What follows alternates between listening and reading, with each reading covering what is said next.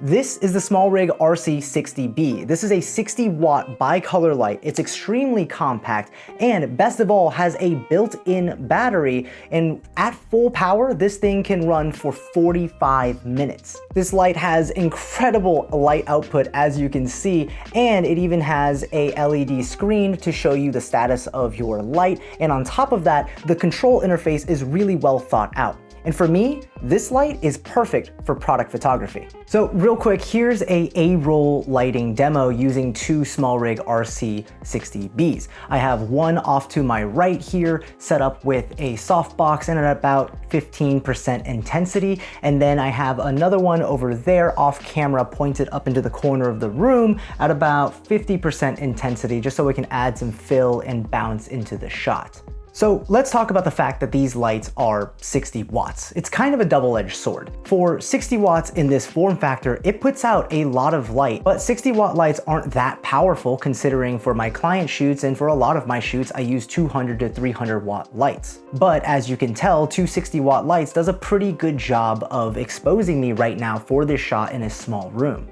Now, what I think these lights are better for are for smaller subjects. So to show you what I mean, the ad integration you're about to see was completely lit with just two SmallRig RC60Bs.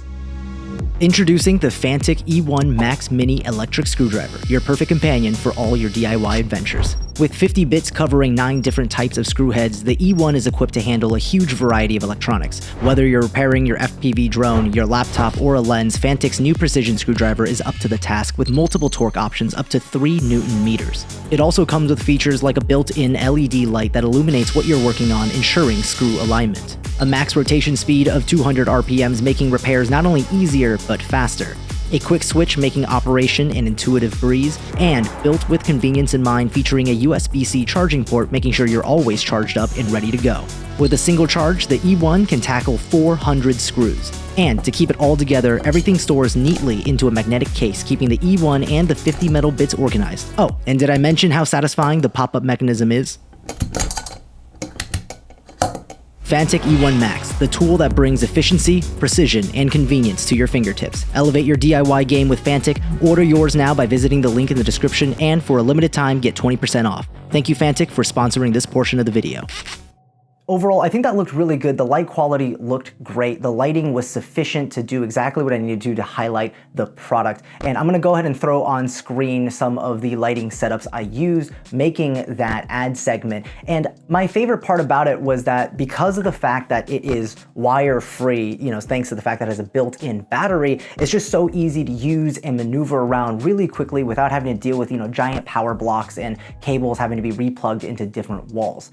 All right, now let's take a look at the build quality of the lights themselves. It measures in at 115 by 85 by 85 millimeters with a weight of 650 grams or a little under 1.5 pounds, making it a super compact light that you can pack into your backpack. It can be charged with USB-C power delivery up to 100-watt fast charging, and at max battery life, it can run at 100% output for up to 45 minutes or 75 minutes in eco mode. Now, if that's not enough for you, you can always keep it plugged into a wall, or you could use SmallRig's battery holder mount to continually power the light with a battery bank or a V-mount battery. It features an LED screen to show you what color temperature you're at and intensity, but what I think is really cool that it also indicates the current battery life remaining based on your current intensity. Access to FX modes is a click away, and while I don't always use these FX modes, they come in handy for very specific applications and I'll never complain that they're there.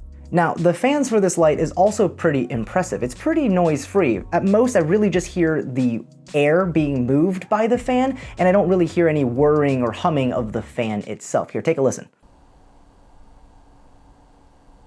And thanks to the fact that it is really quiet, it makes it perfect for shooting things that are audio critical, like interviews or documentaries, or even just talking head YouTube shots like this. And bonus points for the fact that the construction and design of the unit itself is really aesthetic.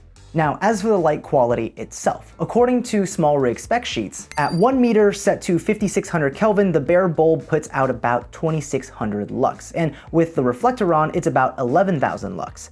As it's a bicolor light, it has a range of color temperatures it can hit between 2700 Kelvin to 6500 Kelvin, and most importantly, it boasts a 97+ CRI rating for color accuracy. The thing about this light that I like the most is the fact that it has such a small form factor with a built-in battery, making it extremely portable. Now, of course, you can use this light as a traditional light. It works phenomenally as a hair light, as a fill light, and in small studio environments, you can also use it as a key light. And of course, we've already talked about how good it is for product photography. But the fact that it's so small also lends for itself to be used in a lot more creative situations, whether it's putting it into a small area like inside the cabin of a car, or if you're somebody who does a lot of street photography or a lot of posed videos out in urban settings at night where we're really only getting like street lights and stuff like that, you can fill out that scene using one of these small lights, and it's so easy to pack and bring with you. I've even seen people put these lights on a drone so they can use it as a portable light for another drone that's currently shooting.